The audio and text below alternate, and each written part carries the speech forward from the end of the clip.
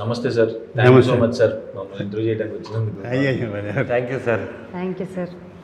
నమస్తే నమస్తే. సుహాస్, శివాని, సుదర్శన్ 3 Sలు. చాలా పాజిటివ్ వైబ్రేషన్. సినిమా కూడా అలా ఉందండి. Thank you sir. అవును సుహాస్, ఏ భగవాన్ అని పెట్టారు కదా, అవును సార్. మళ్ళీ ఏ బలవంత్ అని మార్చారు ఎందుకు? అది ఆ సెన్సార్ వాళ్ళు మార్చమన్నారు సార్. అక్కడ ఓవర్సీస్లో హే భగవానే సార్, మన ఇండియాలో హే బలవన్. సెన్సార్ అడిగానికి ఇదిగా ఉందా?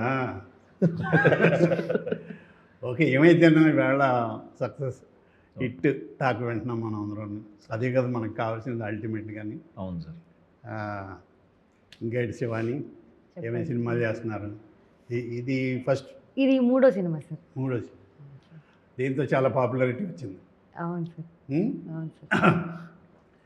ఇప్పుడు కృష్ణ బలవంతులు ఆటాడు బయట తగిలితే యాక్సెప్ట్ చేస్తాం?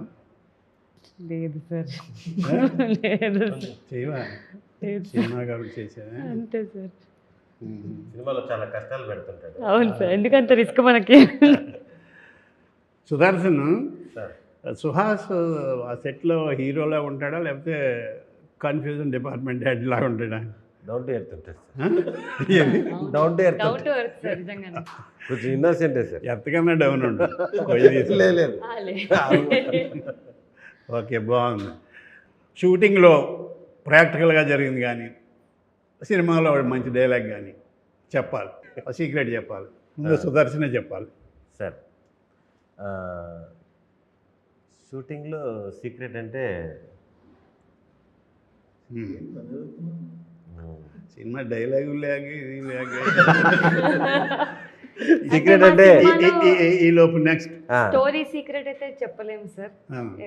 సక్సెస్ఫుల్గా ఆడుతుంది ఆ సీక్రెట్ వల్లే, ఆ బిజినెస్ ఏంటో అని. మాది చాలా ఆర్థోడాక్స్ ఫ్యామిలీ సార్, అదొక్కటే చెప్పగలుగుతాను. మేము అబద్ధం చెప్పమంటలేదు, secret dialogue sir, cinema dialogue అది. డైలాగా అంత పెద్ద డైలాగ్ అంత అలవాటుగా ఎలా చెప్పామమ్మా? Very good.